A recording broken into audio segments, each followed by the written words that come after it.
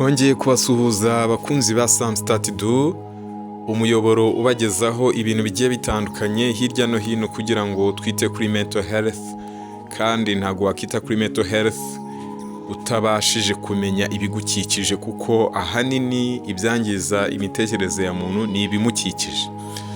So hano hari video yafashwe y'abasore batatu, ibisambo, ingegera zari ziri guhohotera umunyarwandakazi.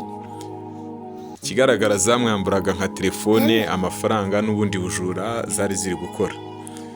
Impamvu ngaruye ino video nayibonye ku kinyamakuru cya The Choice. Hari ibintu bimaze gukabya, hari ibintu bimaze gutera isesemi, hari ibintu bimaze kurambirana. Inzego z'umutekano wacu, polisi, zifite imbaraga kandi ziranashoboye, ariko hari ikintu ngiye nifuzaga gusaba inzego z'umutekano. Hari ukuntu abajura cyangwa ibisambo babidabagije, barabyorohereza. Kubera ikivuga ngo barabyorohereje, mu Rwanda amategeko arakurikizwa kandi ni igihugu kigendera ku mategeko. Igisambo kiraba kiri hariya kigakora amakosa rimwe kabiri gatatu, kikagenda kikabeshya, rimwe na rimwe kigahisha ibimenyetso bakakirekura, cyangwa se kikagenda icyaha cyagihama kigafunga umwaka umwe, kirira ibigori bya leta kigataha. Muri gereza bahafashe nk'iwabo nta kibabwiye.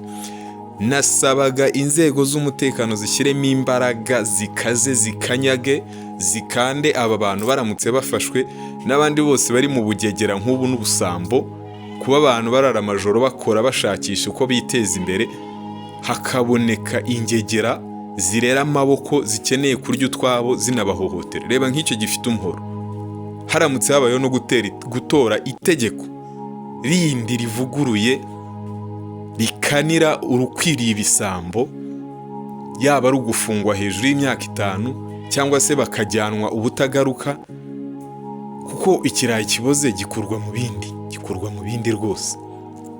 Iyo kidakuwe mu bindi biba bisa nk'aho ari ukorora umuco wo kudahana.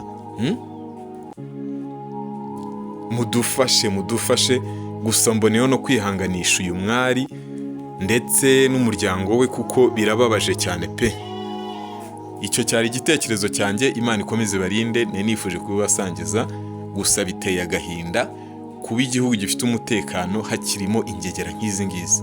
Nk'aba bafatiwe mu cyuho baba bakwiriye guhita bacishwamo n'urusoro.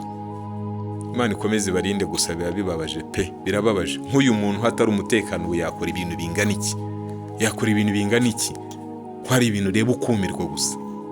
Imana nikomeze barinde. Wowe twabonanye bwa mbere wibuke ntugende udakoze subscribe.